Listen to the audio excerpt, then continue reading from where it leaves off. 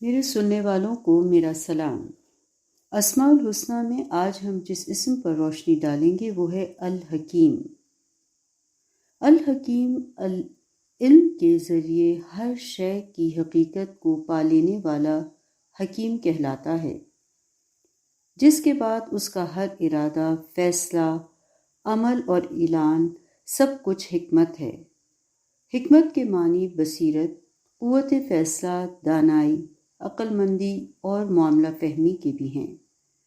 یہ باری تعالیٰ کا صفاتی اسم ہے۔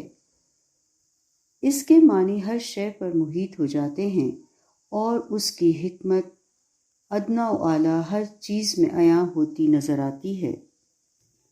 عطا فرمانے اور محروم کر دینے دونوں طرح سے اس کی حکمت انسان کی بھلائی اور خیر کے لیے ہے۔ بیماری بھی اور شفا بھی، عطیہ بھی اور عدم عطیہ بھی، سب کچھ بھلائی کے لیے ہے۔ جس طرح اللہ تعالیٰ نے اپنی ہر صفت میں سے ایک قلیل سا حصہ انسان کو بھی بخشا ہے، اسی طرح سے حکمت جیسی عظیم صفت بھی انسان کو نوازی ہے، جس کے بعد یہی صفت انسانوں کو عام اور خاص ظاہر کرتی ہے۔ جسے جس قدر حکمت عطا فرمائی اسے اتنی ہی خیر کے قابل سمجھا۔ یہ حکمت اپنے اپنے وقت میں ہر نبی کو عطا فرمائی گئی۔ ارشاد فرمایا گیا، یاد کرو جب اللہ نے پیغمبروں سے عہد لیا تھا کہ آج ہم نے تمہیں کتاب و حکمت اور دانش سے نوازا ہے، کل اگر کوئی دوسرا اس کی تصدیق کرتا ہوا آئے جو پہلے سے تمہارے پاس موجود ہے تو تمہیں اس پر ایمان لانا ہوگا اور اس کی مدد کرنی ہوگی۔ قرآن میں متعدد مقامات پر اللہ تعالیٰ یوں گویا ہے، ہم نے آل ابراہیم کو کتاب و حکمت اور عظیم حکومت عطا کی۔ ہم نے لقمان کو حکمت عطا کی تاکہ اللہ کا شکر گزار ہو۔ اللہ نے اسے یعنی داؤد کو سلطنت اور حکمت سے نوازا اور جن جن چیزوں کا چاہا اسے علم عطا فرما دیا۔ ایک اور جگہ فرمایا، اللہ عیسیٰ کو کتاب و حکمت کی تعلیم دے گا، تورات اور انجیل کا علم سکھائے گا اور بنی اسرائیل کی طرف اپنا رسول مقرر کرے گا۔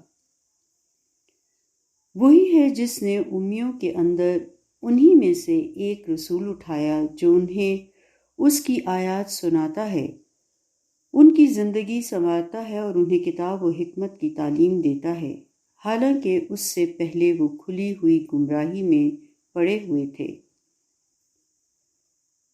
روزمرہ زندگی ہو یا خاص امر، تمام حقائق کے ساتھ باری تعالیٰ کی حکمت موجود ہے، اور اسی حکمت میں انسان کے لیے خیر ہی خیر ہے۔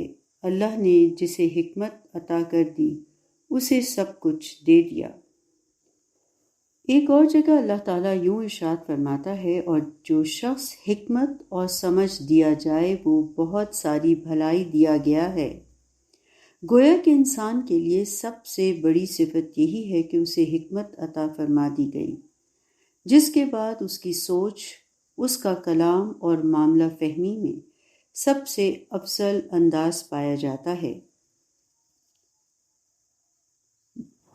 مگر جب یہی حکمت ذات باری اپنی صفت کے طور پر ارشاد فرماتا ہے تو اس کا مطلب ہے کہ الحکیم جل جلالہ نے ہر شے کو اس کا وہ مقام عطا فرما دیا جس کا وہ مستحق ہے۔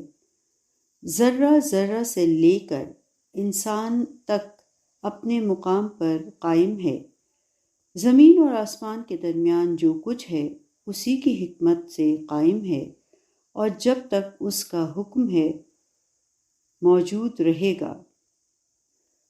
کائنات کی کوئی شے بھی اس کی حکمت سے الگ تصور نہیں کی جا سکتی۔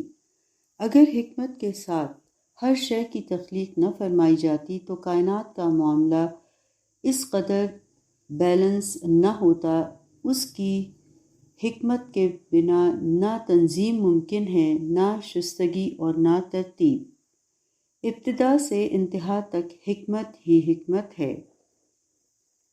وہ رازق ہے، مگر رزق اور رزق کی تقسیم میں حکمت شامل ہے۔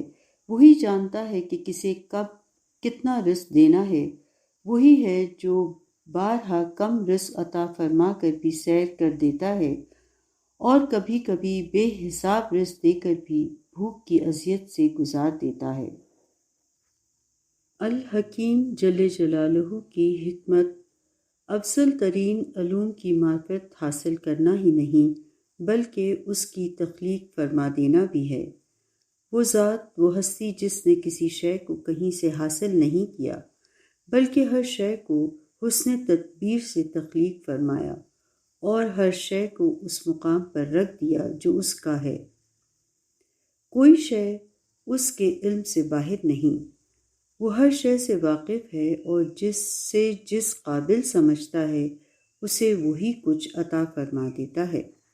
اسی لیے اللہ تعالیٰ قرآن میں یوں گویا ہے، فرما دیجئے کہ اللہ کو پکارو یا رحمان کو پکارو، جس نام سے بھی پکارتے ہو سب اچھے نام اسی کے ہیں۔